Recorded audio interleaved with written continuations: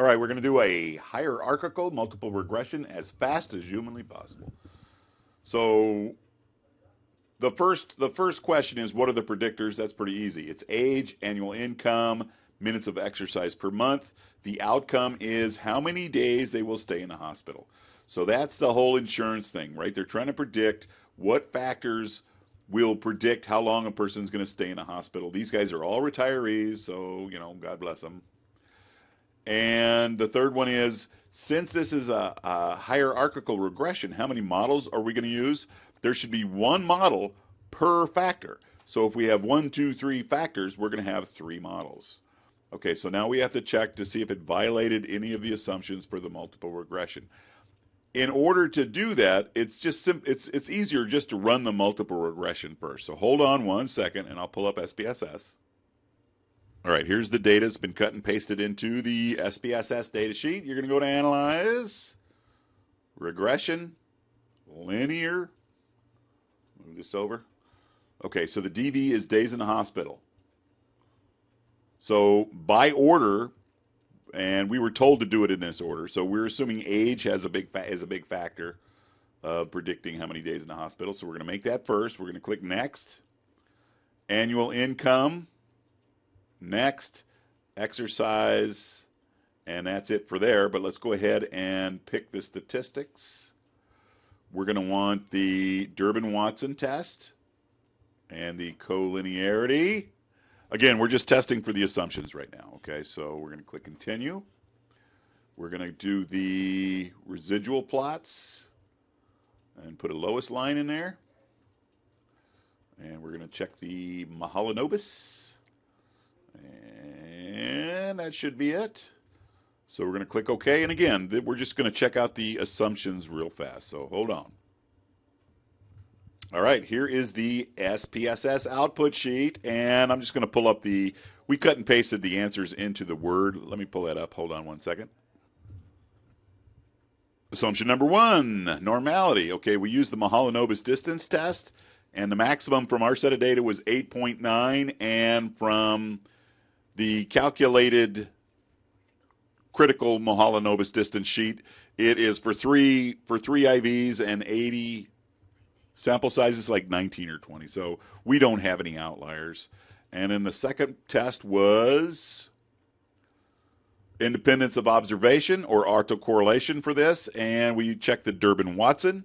It was between 1.5 and 2.5, so we did not violate the assumption of independence of observation or autocorrelation. The next test was the linearity. So this is age correlated with days of the hospital. This was exercise correlated with days of hospital. And this last one down here was income. Now, if any of these lines were flat, straight, horizontal lines, that means you got a problem. That means that they are not linear. They're not linearly related. We have not violated any of the linearity assumptions. And let's go down to homoscedasticity. So here's the scatter plot. We put in the lowest line. Again, it's not perfect. It could be considered violated, but not severely. So that's the answer we're going to go with. And we're just going to keep pushing on. And the last one is multicollinearity. And we use the tolerance test and the VIF test. Remember, if tolerance is less than 0.1, you violate, or if VIF is greater than 10, you violate. So we're assuming that the assumptions have not been violated or severely violated, and we're going to press on. Okay, we've checked all the assumptions. They're okay, so now it's time to run the real hierarchical multiple regression in SPSS. Please hold while we pull it up. All right, so we're going to go to Analyze. Most of this stuff should already be set up. Regression, linear, get back in there. And, okay, so everything's all pre-set up with the hierarchical next things, but we're going to check some statistics. We need R squared. We need part and partial. Probably should get descriptives. You're going to need them. And plots we already did. Save we already did. And I think we're ready to go. Let's click OK.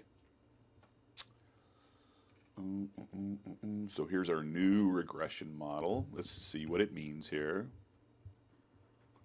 Okay, we already cut and pasted the appropriate boxes, the matrices, into Microsoft Word. Let me pull that up for you.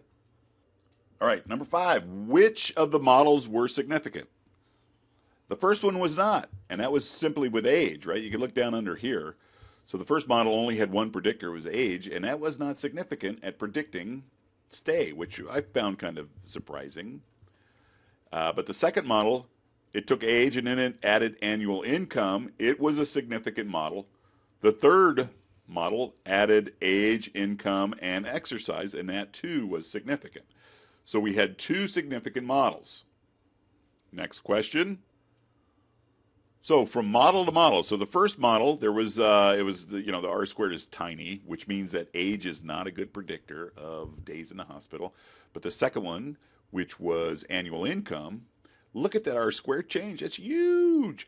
So that tells me right off the bat that is how much a person makes during his retirement has a lot to do with how long he's going to stay in a hospital. He or she's going to stay in a hospital. That's a huge R squared change. And in the exercise, the monthly minutes of exercise, very small R change. It is significant. But again, it's only about 5% of the DV being accounted for, not very big. Okay, but this is the significant R changes, right, between Model 2 and Model 3. Next question. Pull it up.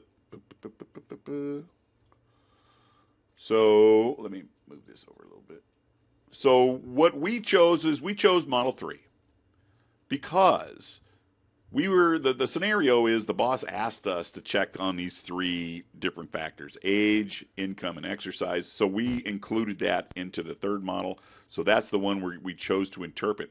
But you had an option. You could have chosen Model 2 because the exercise was only about 5% of the DV. So it was, it was statistically significant, but practically it was not very significant. Okay, it's not going to show a major change or a major predictive power when it comes to the number of days in the hospital. So you could have chosen 2, but we're going to choose 3.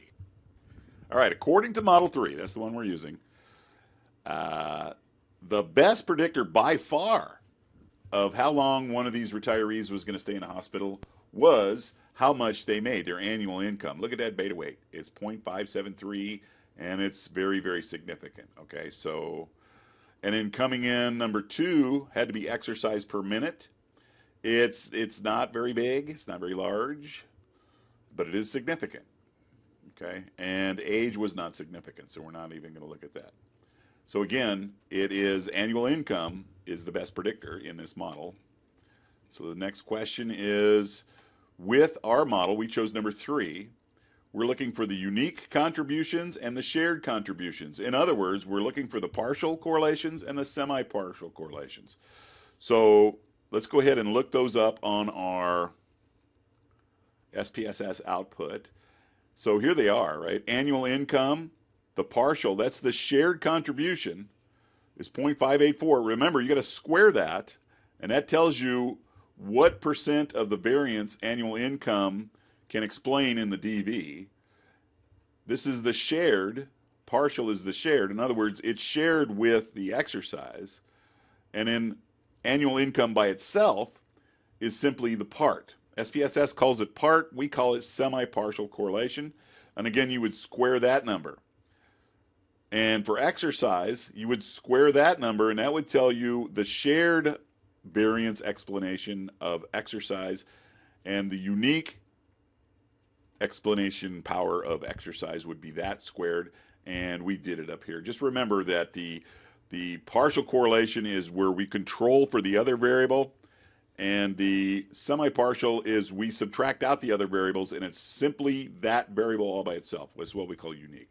But there's your answers right there. And winding down here, what are the implications of this? You're simply going to say that this study suggested that the best predictor for how long one of these retirees was going to stay in the hospital is annual income.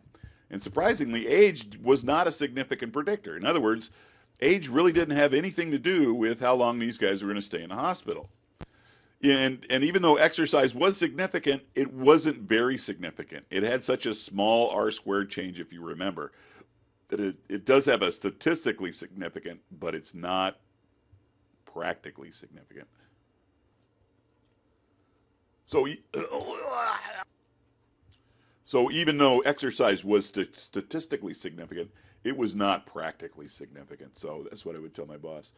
And in the last part is you're going to write it up in APA formatting, and that will be on the answer sheet. So, but that's it.